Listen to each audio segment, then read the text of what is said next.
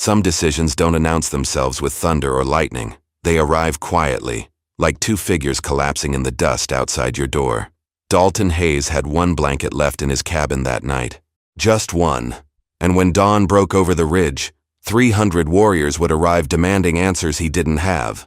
What he didn't know was that the two Apache women shivering on his porch were daughters of the most feared leader in the territory. And what happened in the next 12 hours would either prove that compassion could bridge a chasm of bloodshed, or that some acts of kindness come with a price no man can afford to pay. Dalton had been splitting wood when he heard it.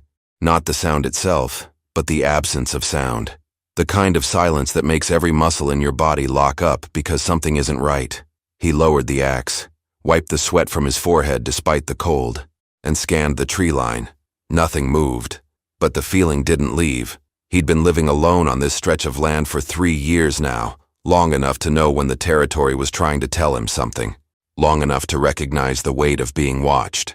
The cabin sat in a valley surrounded by ridges on 3 sides, isolated enough that visitors were rare and usually unwelcome. The sun was dropping fast behind the western hills, pulling the temperature down with it. Dalton gathered the split logs and headed toward the cabin, his boots crunching through frost that had started forming on the ground. That's when he saw them. 2 figures, dark shapes against the pale earth, barely moving near the fence line 50 yards out. His hand instinctively went to his hip, but he'd left his weapon inside. Stupid. He'd gotten too comfortable, too careless. He stood perfectly still, watching. They weren't approaching. One was on the ground, the other kneeling beside her. Even from this distance he could see they weren't dressed for the cold that was coming. No horses nearby, no supplies visible. Every instinct screamed at him to go inside, bar the door, and pretend he'd seen nothing. In this territory, that's what kept you breathing. Mind your own affairs. Don't get involved. Especially not with strangers who might be bait for something worse waiting in the shadows. But then one of them tried to stand and immediately collapsed again. Dalton exhaled slowly, his breath forming a small cloud in the freezing air. He thought about the empty room inside his cabin, the single blanket folded on his bed, the supplies that would last him through winter if he was careful, but not if he had to share. He thought about the night his own family died while he was away, and how no one had been there to help them when they needed it most. His jaw tightened. He set down the wood, walked back to the cabin and grabbed the blanket from his bed. Then he picked up his rifle, checked it was loaded, and started walking toward the 2 figures near the fence. As he got closer, he could see they were women. Apache, by their clothing. Both looked to be around 30 years old, faces drawn with exhaustion and pain. The one on the ground had a wound on her side, dark blood staining the fabric. The other one's eyes tracked his every movement, sharp and defensive despite her obvious exhaustion. When he was 10 feet away, the standing woman moved between him and her sister, her hand going to something at her belt. A blade, probably. Dalton stopped. He slowly held up the blanket with one hand, keeping the rifle pointed at the ground with the other. Neither of them moved. The temperature was dropping by the minute. In another hour, they'd be beyond help. He took one more step forward and laid the blanket on the ground between them. Then he stepped back, waiting. The woman stared at him with eyes that held more suspicion than gratitude. She didn't reach for the blanket. She didn't speak. She just watched him like she was calculating exactly how fast she could kill him if he made the wrong move. And somewhere in the distance, so faint he almost missed it, Dalton heard something that made his blood run cold. The sound of horses. Many horses, moving through the darkness toward his land. The woman staring at Dalton had eyes that could cut through stone. She hadn't touched the blanket, hadn't moved except to position herself as a shield between him and her wounded sister. The temperature was dropping fast enough that he could see his breath with every exhale, and still she stood there, refusing. Dalton kept his distance, the rifle loose in his grip, pointed down. He knew what she was thinking because he'd think the same thing. Trust gets you killed out here. Especially trust given to strangers who appear out of nowhere offering help. The sound of distant horses had faded, but that didn't mean they were gone. Could mean they'd stopped. Could mean they were spreading out, circling back. Could mean a lot of things, none of them good. He nodded toward the cabin. It's warmer inside. The woman didn't respond. Her sister, the one on the ground, was shivering now despite trying to hide it. The wound on her side had stopped bleeding, but the fabric around it was stiff with dried blood. She needed clean bandages, water, rest. "I'm not asking you to trust me," Dalton said quietly. I'm asking you to trust that you won't survive the night out here." Still nothing. But he saw something flicker in the standing woman's expression. Not softening exactly, but calculation. She was weighing odds, measuring risks, trying to determine which choice would kill them slower. Dalton slowly crouched down and set the rifle on the ground. Then he stood up, both hands visible and empty. "I'm going back inside. Door stays open. You decide." He turned and walked away, fighting every instinct that screamed at him to keep watching them, to keep his weapon close. But if he wanted them to believe he wasn't a threat, he had to act like it. The walk back to the cabin felt like it took an hour. He could feel their eyes on him the entire way. When he reached the porch, he didn't look back, just went inside, left the door open like he'd promised, and busied himself building up the fire. The cold air poured in through the open door, stealing what little heat the room had. He fed more wood into the stove, the flames catching and spreading. Behind him, he heard nothing. No footsteps, no voices, just the wind picking up outside, carrying with it the promise of a brutal night. 5 minutes passed, then 10. The fire was roaring now, filling the small cabin with warmth that immediately escaped through the open door. Dalton stood at the stove with his back to the entrance, giving them space, giving them time. Then he heard it, the soft crunch of boots on frozen ground. Slow, hesitant, getting closer. He didn't turn around, just kept his hands where they could see them, kept his movements calm and predictable. The footsteps stopped just outside the door. "If you come in," the woman's voice said, rough and careful, "you stay where I can see you." "Fair enough," Dalton replied without turning. Another long pause. Then the footsteps entered, accompanied by the sound of someone being half carried, half dragged. He heard them settle near the door, as far from him as the small room allowed. The blanket rustled as it was wrapped around both of them. Dalton finally turned. The two women were pressed against the wall near the entrance, the wounded one barely conscious, the other watching him with that same cutting stare. She had positioned them so they were between him and the only exit. Smart. "There's water warming by the fire," he said. "Cloth for bandages on the table." The woman's eyes flicked to the supplies, then back to him. "Why are you doing this?" It was a fair question. Dalton thought about lying, about giving her some noble answer that would make sense. But lies have a smell to them, and she'd catch it. "Because nobody else will," he said simply. She studied him for a long moment, then glanced at her sister. The decision had already been made by coming inside, but he could see her second-guessing it now, wondering if she'd just traded one death for another. Outside, the wind howled louder, and somewhere in that wind, distant but distinct, came the sound that changed everything. War drums, pounding in rhythm, getting closer. The drums were getting louder. Not close yet, but close enough that Dalton could feel the rhythm in his chest. The standing woman heard them too. Her entire body tensed, and for the first time since entering, her attention shifted away from him. "How many?" Dalton asked quietly. She didn't answer right away. Her sister made a sound, a low groan of pain that broke through the room. The woman's jaw tightened, and Dalton saw the decision form in her eyes before she spoke. "Enough to turn this cabin into ash," she said. "With us inside it." Dalton moved slowly toward the table and picked up the cloth he'd mentioned earlier. He soaked it in the warm water by the fire, wrung it out, then held it up so she could see it clearly. No hidden weapons, no sudden movements. "Let me help her," he said. "Then you can tell me what's really happening." The woman looked at her sister, then back at him. The drums pounded again, closer this time. Whatever was coming wouldn't wait for them to sort out trust issues. "Touch her wrong," the woman said, her voice flat as iron, "and I'll open your throat before you take another breath." "Understood." He approached slowly, keeping his movements visible. The wounded woman was conscious but fading, her skin pale and cold, despite the blanket wrapped around both of them. The wound on her side wasn't deep, but it was infected. Red lines were starting to spread from the edges. Dalton knelt a few feet away and set the cloth down between them. "I need to clean it. It's going to hurt." The standing woman crouched beside her sister, one hand on her shoulder, the other resting near the blade at her belt. "Do it." He worked quickly and carefully, cleaning the wound with the warm cloth. The injured woman bit down hard but didn't cry out. Tough. Both of them were tougher than most men he'd known. When the wound was clean, he tore a strip from his own shirt and bound it tight. "That's all I can do for now," he said, moving back to give them space.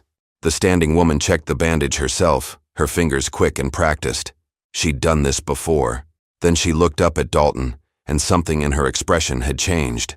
Not trust, exactly, but recognition that he'd had chances to hurt them and hadn't taken any of them. "My name is Kimimela," she said. "This is my sister, Ayasha." Dalton nodded. "Dalton Hayes." "We were traveling north," Kimimela continued, her voice careful. "3 days ago, we stopped for water near a trading post. Men there tried to take us, said they could get good coin for Apache women." Her hand tightened on the blade handle. "We got away, but they followed. We've been running since." "You lose them?" "Thought we did, but those drums aren't from traders." Dalton felt ice form in his stomach. "Then who?" Kimimela looked toward the door, toward the sound of those drums that kept getting louder, kept getting closer. "Our people. They're looking for us." "That's good then," Dalton said. "They'll help you." Kimimela's laugh was bitter and short. "You don't understand. Our father sent scouts to find us after we didn't return. When they see us here, in the home of a white rancher, they won't ask questions first." "Your father?" She met his eyes. And in that moment, Dalton saw real fear for the first time. Not fear of him, fear of what was coming. "His name is Nayati," she said quietly. "And when he arrives at dawn with every warrior he commands, he'll assume you took us. He'll assume you're the reason we're hurt. And nothing I say will stop what happens next." Outside, the drums stopped. The silence that followed was somehow worse than the noise had been. In that silence, Dalton heard something new, the sound of hundreds of hooves moving through the darkness surrounding his land. The night dragged on like a wounded animal refusing to die. Dalton sat against the far wall, rifle across his lap, while Kimimela kept watch by the door. Ayasha had finally fallen into an uneasy sleep, her breathing shallow but steady. Neither Dalton nor Kimimela had spoken for over an hour. Outside, the sounds had settled into an eerie pattern, horses moving, men talking in low voices, the creak of leather and metal. But no attack came. They were waiting for something. "Why dawn?" Dalton finally asked. Kimimela didn't look at him. "Our father believes the sun reveals truth. He'll want to see your face clearly when he judges you." "Judges me for what?" "Helping you. Judges you for being here when his daughters were found wounded." She shifted her position slightly, never taking her eyes off the door. 3 years ago, traders captured Apache women from another tribe, sold them east. By the time warriors found them, 2 were already gone. The traders said the women came willingly, that they'd been paid. Her voice went hard. "My father doesn't make mistakes twice." Dalton understood now. It didn't matter what had actually happened. What mattered was what it looked like. 2 Apache women, wounded, in the cabin of a white rancher. The story wrote itself, and the ending was written in blood. "You could leave," Kimimela said. "Before dawn, take your horse and go. And leave you here to explain why you're in my cabin? We'd manage." "No," Dalton said flatly. "You wouldn't." She turned to look at him then. Really look at him. "You know what's coming. 300 warriors, maybe more. My father doesn't come alone when his daughters are in danger. You stay here, you die. There's no version of tomorrow where you survive this." "Maybe not," Dalton admitted. "But I'm not running." "Why? You don't know us. You owe us nothing." He thought about that night 3 years ago. The night he came home to find his cabin burned, his wife and daughter gone. The neighbors who'd heard screams and done nothing because getting involved meant risk. The careful way they'd avoided his eyes at the burial. "Because someone should have stayed," he said quietly. Kimimela studied him in the firelight. "Stayed for who?" "Doesn't matter now." He adjusted the rifle on his lap. "Tell me about your father. What kind of man is he?" "The kind who keeps his word. Good or bad. The kind who'd ride through a storm to protect his people. The kind who taught us to stand our ground and never beg." She paused. "The kind who'll give you one chance to explain before he decides your fate. One chance is better than none. Not if he doesn't believe you." Ayasha stirred, mumbling something in her sleep. Kimimela immediately moved to her side, checking the bandage, feeling her forehead. The fever was breaking, but slowly. "She'll live," Dalton said. "The wound's clean now. Because of you." Kimimela looked at him over her shoulder. "That might be the only reason we survive tomorrow, but it won't be enough to save you." Dalton didn't respond. He'd made peace with worse odds before. The hours crawled by. The fire burned low. Outside, the sounds gradually changed. Horses being positioned, men taking formation, the organized movement of warriors who knew exactly what they were doing. Then, as the first gray light began to seep through the cracks in the walls, everything went silent. Kimimela stood up slowly, her entire body tense. "He's here." Dalton rose to his feet, set the rifle against the wall, and walked to the door. When he opened it, the sight that greeted him stole the air from his lungs. The entire valley was filled with warriors, hundreds of them, stretching back as far as he could see in the dim light. And at the front, mounted on a white horse, sat a man wearing a headdress of eagle feathers. Nayati had arrived, and the sun was just beginning to rise. Dalton had seen armies before.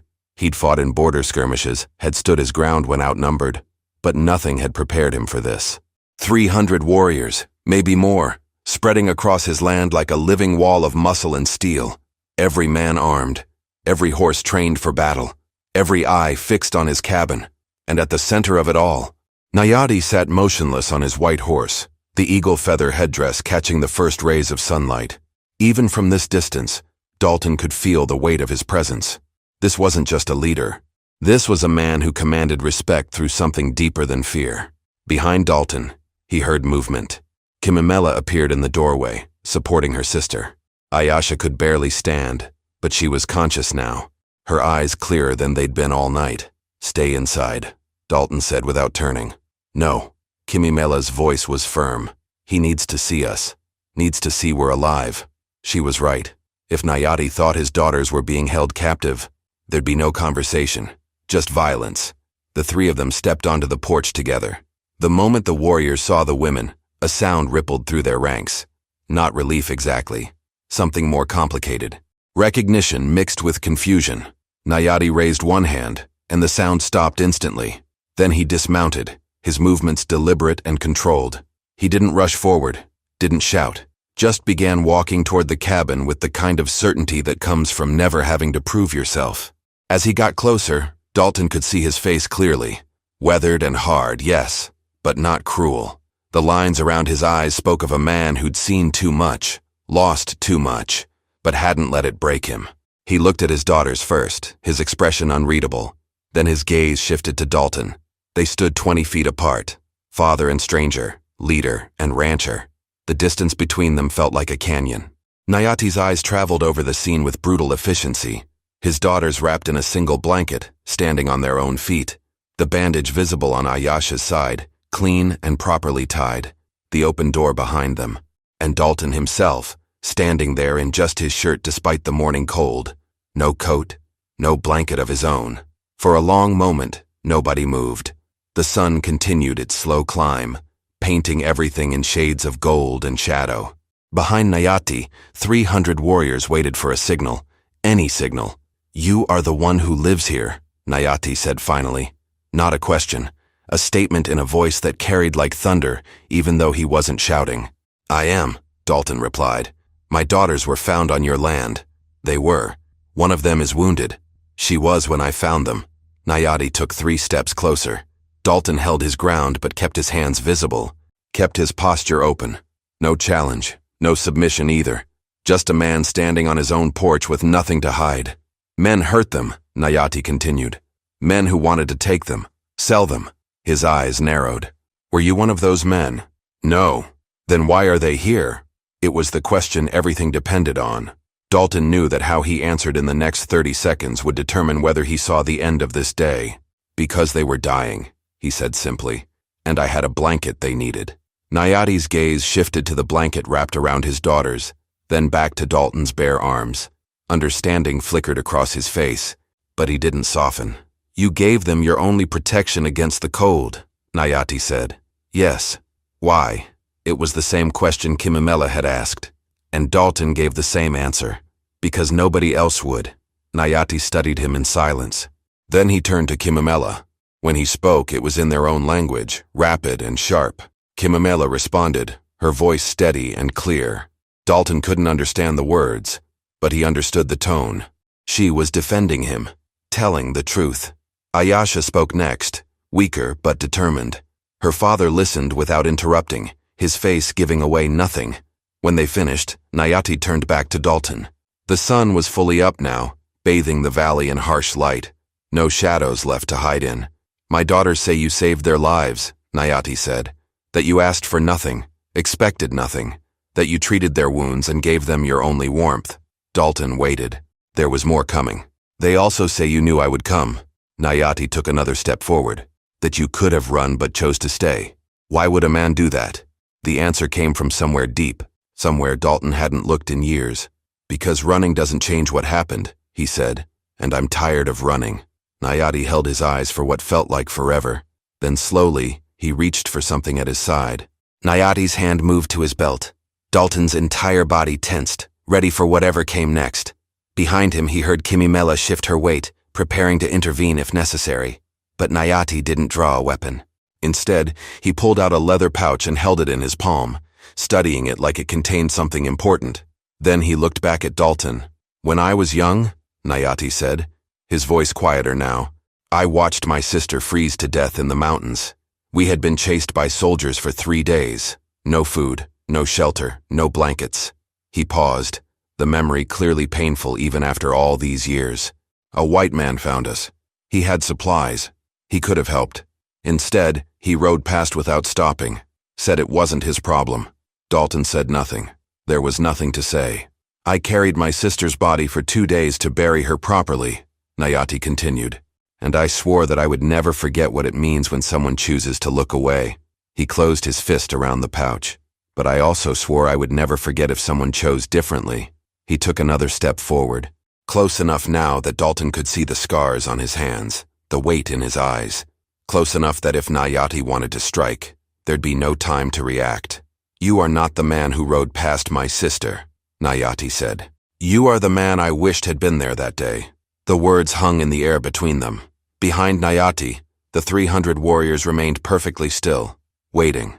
Nayati opened the pouch and pulled out something wrapped in cloth. He unfolded it carefully, revealing a carved piece of stone on a leather cord. Simple, but clearly meaningful.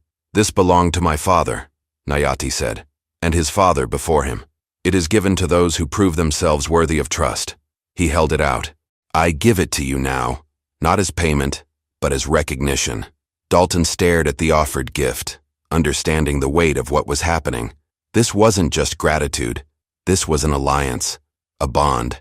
I can't take that, Dalton said. You can, and you will. Nayati's voice left no room for argument. Because when you wear this, my people will know you are under my protection. Any harm that comes to you will be answered as if it were harm done to my own blood. He stepped forward and placed the cord around Dalton's neck himself. The stone settled against Dalton's chest, warm from Nayati's hand. You gave my daughters your only blanket, Nayati said, knowing what it might cost you. That is the action of a man with honor. He stepped back. From this day forward, you are welcome among our people. Your home is under our protection. And if you ever need help, you send word, and it will come. Dalton touched the stone, still processing what had just happened. I didn't do it for this. I know. Nayati's expression softened slightly. That is why you deserve it. He turned to his daughters. Kimimela and Ayasha moved forward, still wrapped in the blanket. Nayati examined Ayasha's wound himself, his fingers gentle despite their roughness. Satisfied with what he saw, he nodded approval at Dalton. You did well with the bandage, he said. She will heal. She's strong, Dalton replied. They both are. Nayati's eyes showed something that might have been pride. Yes, they are their father's daughters. He looked at Kimimela. Tell him what happened, all of it. Kimimela spoke directly to Dalton. The men who attacked us, they're still out there. We wounded 2 of them, but the others escaped north. They'll try again, somewhere else, with other women. They won't get far, Nayati said, his voice going hard. We will find them, and they will answer for what they attempted. He gestured to several warriors behind him. They rode forward leading 2 horses, already saddled. Nayati helped his daughters mount, his movements careful with Ayasha. Once they were settled, he turned back to Dalton one final time. We camp in the valley tonight, Nayati said. Tomorrow we hunt, but know this, Dalton Hayes. You are no longer alone on this land. You have brothers now, an entire tribe of them. He mounted his white horse in one smooth motion, sitting tall and straight. Then he raised his hand high, and as one, the 300 warriors turned their horses. They rode out the way they'd come, dust rising behind them, the sound of hooves gradually fading into the distance. Dalton stood on his porch and watched until the last rider disappeared over the ridge. Only then did he allow himself to breathe fully. His legs felt weak. His hands were shaking slightly from the adrenaline finally releasing its grip. He looked down at the stone hanging around his neck, then at the empty blanket left on his porch where his daughters had been. The sun was fully up now, warming the morning air. And for the first time in 3 years, Dalton Hayes didn't feel alone. 3 days passed before Dalton saw anyone again. He spent that time working his land, repairing fence posts that had rotted through, clearing brush that had grown too close to the cabin. Normal work. The kind that kept his hands busy and his mind from wandering too far into what had happened. But everything felt different now. The silence wasn't lonely anymore. It was peaceful. The isolation that had felt like punishment now felt like choice. And every time he touched the stone hanging around his neck, he remembered he wasn't as alone as he'd believed. On the 4th morning, he heard horses approaching. Just 2 this time. He set down the hammer he'd been using and walked to the front of the cabin, shading his eyes against the midday sun. Kimimela and Ayasha rode up slowly, both sitting straight in their saddles. Ayasha still moved carefully, protecting her wounded side, but the color had returned to her face. She looked strong, alive. They dismounted near the porch. Kimimela carried a bundle wrapped in leather, while Ayasha held something smaller in her hands. "You're healing well," Dalton said to Ayasha. She nodded. "Because of your help. The bandage held until we reached our healer." "I'm glad." There was an awkward pause. These weren't social calls in his world. People didn't just drop by to chat, but he could tell they'd come for a reason. Kimimela stepped forward and held out the bundle. "My father asked us to bring you this." Dalton took it, feeling the weight. When he unwrapped the leather, he found a thick wool blanket inside. New, well-made, dyed in rich earth tones. Far better quality than the one he'd given them. "You didn't need to do this," he said. "We did," Kimimela replied firmly. "You gave us your only blanket. We returned the gesture. It's how these things work." Ayasha spoke next, her voice softer but just as serious. "And I wanted to give you this." She held out what looked like a small woven band. "I made it while I was recovering. It's not much, but it's perfect," Dalton interrupted, taking it gently. The weaving was intricate, showing skill and patience. He tied it around his wrist, where it settled like it belonged. "Thank you," he said. "Both of you." Kimimela glanced around the property, taking in the repairs he'd been making. "You live alone here?" "I do." "That's hard work for one man." "It keeps me busy." She studied him with those sharp eyes. "My father says you lost your family. That's why you understood what it meant to help us." Dalton didn't respond right away. He'd spent 3 years avoiding this conversation with anyone. But something about the directness of her question, the lack of pity in it, made it easier to speak. "They died while I was away," he said. "Raiders came through, burned the cabin I had then. By the time I got back," he stopped, then forced himself to finish. "By the time I got back, there was nothing left to save." "And you rebuilt here," Ayasha said quietly. "I did. But you rebuilt alone," Kimimela added. "That's the part that makes no sense. You should have people around you. Family. Friends." "I had people before," Dalton said. "They stood by and did nothing when my family needed them. So I came here, built this place, figured it was better to be alone than surrounded by cowards." Kimimela nodded slowly. "I understand that anger, but you're not alone anymore. Whether you want it or not, you have people now, and we don't stand by when someone needs help." She moved toward her horse, then paused. "The traders who attacked us. My father's warriors found them 2 days north of here. They won't hurt anyone else." Dalton understood what she wasn't saying. Justice had been delivered, swift and final. "One more thing," Kimimela said, mounting her horse. "There's a gathering in 2 weeks. Our people come together to trade, celebrate, share stories. My father wants you there." "I don't know if—" "That wasn't a request," she cut him off, but there was warmth in her voice. "You're part of this now. Act like it." Ayasha smiled at him from her horse. "Bring the blanket. It gets cold at night." They rode off together, leaving Dalton standing there with a new blanket in his hands and a woven band on his wrist. He watched them disappear over the ridge, then looked down at the gifts. For 3 years he'd believed that helping people only led to loss, that getting involved meant getting hurt, that the safest thing was to keep everyone at arm's length and never let anyone close enough to matter. But standing there in the afternoon sun, holding proof that kindness could be returned, that sacrifice could be honored, that one act of compassion could build bridges instead of walls, Dalton felt something he hadn't felt since the night his family died. Hope. 2 weeks later, Dalton rode toward the gathering with the new blanket rolled and tied to his saddle. He'd spent the morning debating whether to actually go, finding a dozen reasons to stay home. But every time he started to turn back, he'd touch the stone around his neck and remember Kimimela's words. "You're part of this now. Act like it." The gathering was bigger than he'd expected. Dozens of families spread across a wide meadow, fires burning, children running between tents, the smell of cooking meat drifting on the wind. As he approached, several people noticed him. Their conversations paused.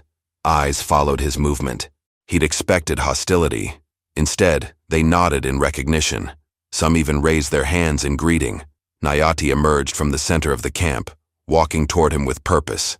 When they stood face to face, the older man placed a hand on Dalton's shoulder. "You came," Nayati said. "You didn't leave me much choice." "Good. A man who honors invitations is a man who understands respect." He gestured toward the gathered people.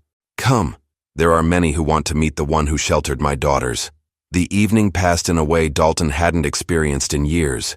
People spoke to him, not with suspicion or careful distance, but with genuine interest. They asked about his land, his work, his plans for winter. They shared food without expecting anything in return.